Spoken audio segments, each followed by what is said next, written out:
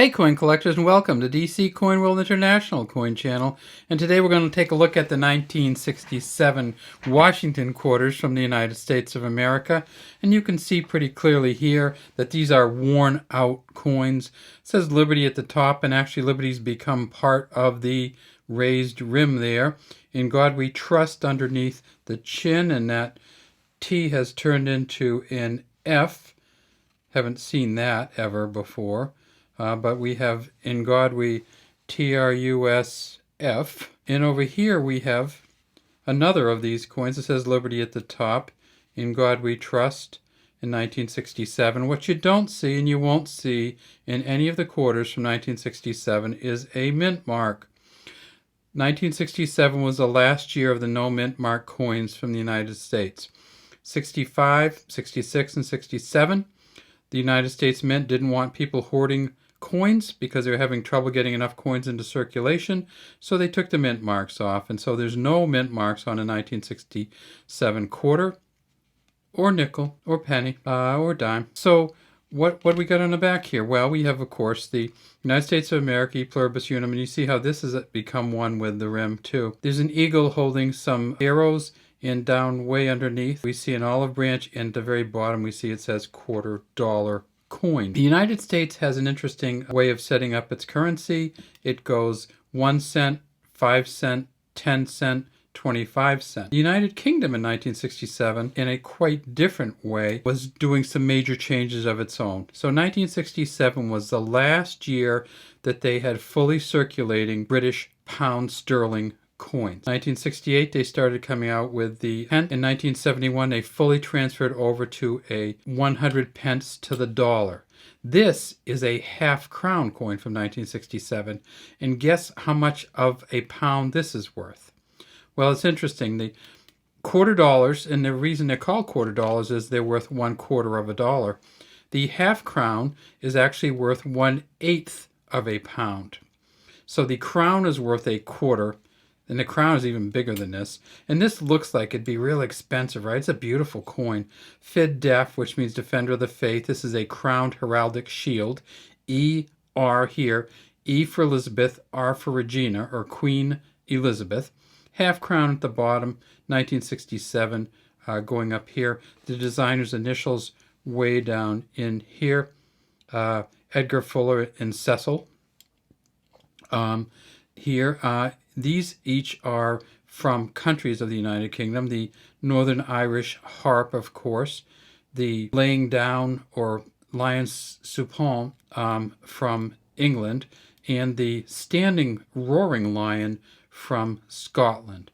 And at the top you see this is a crowned shield. We see on the back it's more like a geared rim. These are not beads, they actually come into the rim. We tip it over and we see that it is a reeded edge. This is all copper nickel all the way through, so it looks like it's silver, but it's not. We get to the front and we see the Mary Gillick portrait, the last portrait that was on the pound sterling coins. Dea Gratia, by the grace of God, Regina, or Queen Elizabeth II, and there is, she's wearing the laureate wreath instead of a crown. So this was worth 1/12. The half crown was. The crown was worth 1/4 of a pound.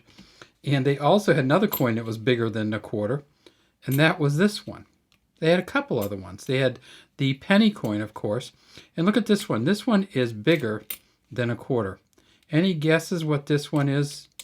About a little over a quarter size.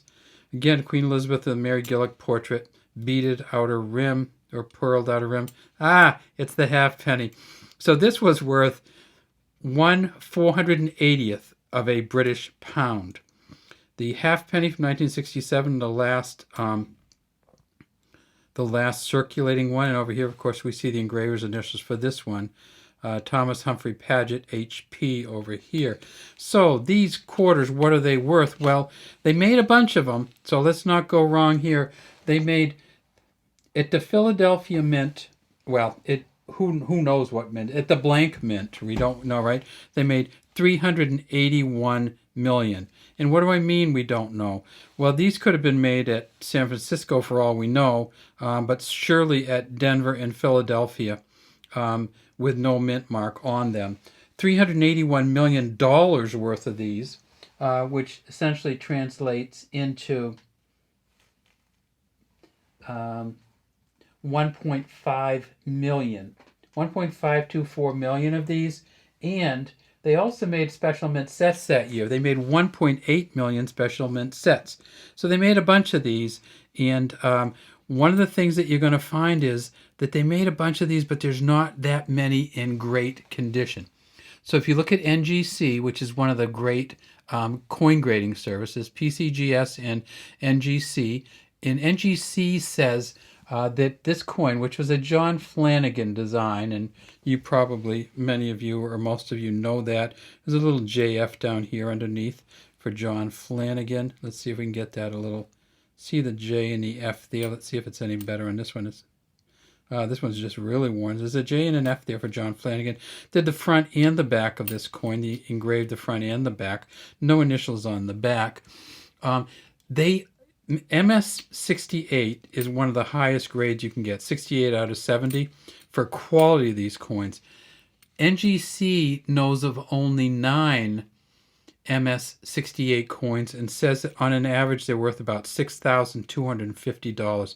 If you get one of these coins in incredibly good condition, worth over $6,000, maybe as much as 8, and they say there's 168 plus out there also, which would be worth the highest it's gone for a 68 MS68 or Mint State 68 is $8,800, but the MS68 Plus has got to be worth even more than that.